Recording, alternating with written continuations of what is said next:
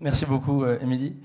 Merci à The Good pour l'invitation. Je suis très honoré de parler ici dans cet auditorium. Et donc voilà, précisons que j'interviens au nom de l'asso Alter Capitae, qui est une asso qui milite pour la décroissance prospère, qui est une idée qui semble saugrenue à beaucoup, mais pour nous, ça nous paraît très logique d'essayer de réencastrer l'économie dans les limites planétaires avec un souci constant de justice sociale. Alors, sur le sujet qui nous concerne aujourd'hui, je lis partout, et surtout depuis la crise Covid, qu'il y a deux grandes transitions qui iraient de pair nécessairement, la transition écologique et la transition numérique. Sauf que au service finalement d'une nouvelle croissance qui serait verte et décarbonée grâce à cette transition numérique. Alors c'est quelque chose avec laquelle Alter Capitae est en profond désaccord, puisqu'en tendance majoritaire aujourd'hui, on voit une numérisation omniprésente tous les instants, qui finalement n'a rien du tout d'écologique. Après, d'autre part, il y a certaines innovations ciblées qui peuvent en effet être très utiles socialement ou écologiquement et qui ont, elles, toute leur place dans le monde futur. Et donc la question qui se pose à nous maintenant, c'est où tracer la ligne et qu'est-ce que véritablement une tech for good. Et pour ça, je vais revenir sur deux incompatibilités profondes que je vois entre le mouvement aujourd'hui de numérisation omniprésent et la préservation du vivant. Donc déjà, l'incompatibilité physique entre croissance et préservation du vivant. Bon, ça, vous le savez, il y a des ingénieurs comme M. Jean Covici, des économistes comme Timothée Parikh ou même Philippe Biouix, qui est ingénieur, qui montrent aujourd'hui qu'il n'y a aucun découplage possible entre croissance et extraction des ressources et émission des gaz à effet de serre.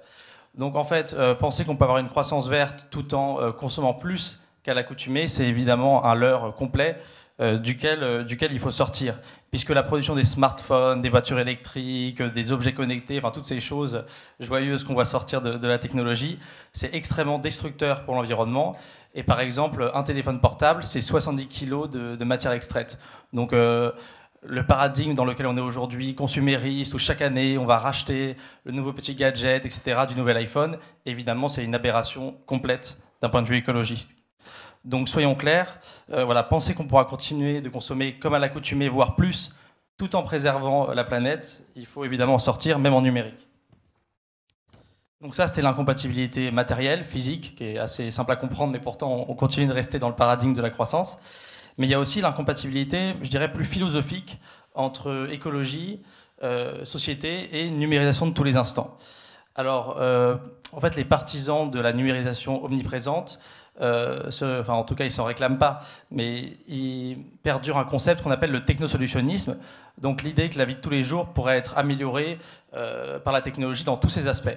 Et ça, évidemment, c'est quelque chose qui permet de vendre beaucoup, mais qui est très dangereux, puisque ça va casser, ça va briser du lien social. Et l'exemple que tout le monde peut comprendre assez facilement, c'est celui des jeunes ados, qui aujourd'hui ont leur première interaction en grande majorité sur les réseaux sociaux, sur des plateformes numériques. Et ça, qu'est-ce que ça crée ? Ça crée évidemment une comparaison permanente avec d'autres, avec des influenceurs qui vont les influencer à acheter telle ou telle chose. Ça crée évidemment un certain complexe puisqu'ils vont être soumis à des publicités permanentes. Il y a de plus en plus de publicités sur le numérique, des publicités qui vont leur créer des besoins insoupçonnés, des besoins superflus. Et enfin, évidemment, ce serait pas rigolo sinon, ces jeunes subissent aussi le prélèvement de leurs données personnelles pour des raisons commerciales, ce qui est évidemment une honte. Et le summum de ce technosolutionnisme, c'est selon nous le métavers. Donc le métavers, vous connaissez, c'est cet univers virtuel dans lequel on peut acheter des objets sous forme de NFT. Donc ça peut être à peu près les mêmes choses que vous avez dans la vie de tous les jours, mais vous pourrez les mettre sur votre avatar. Le métavers, c'est pour moi l'inverse de ce qu'est la tech for good, puisque le projet a été présenté au début par Mark Zuckerberg, non pas comme quelque chose de super utile pour le social ou l'écologie, mais comme une énorme opportunité commerciale, donc un marché, comme il a dit, de centaines de milliards de dollars, un marché qui va être alimenté surtout par une publicité de plus en plus ciblée. Et il faut savoir que le 4 janvier dernier, donc Meta, anciennement Facebook, a déposé un brevet qui permet de, si vous voulez, suivre l'expression faciale des gens qui regarderont dans le casque les publicités. Comme ça, on peut savoir s'ils ont apprécié la pub, s'ils n'ont pas apprécié. Et ça permet encore plus de cibler. Et il y a quelques temps, M. Segala, donc le magnat de la publicité, a déclaré que finalement le métavers, en 2045, son budget pub, ce serait à peu près le PIB du Japon. Et donc il se félicitait que le métavers sauve la publicité.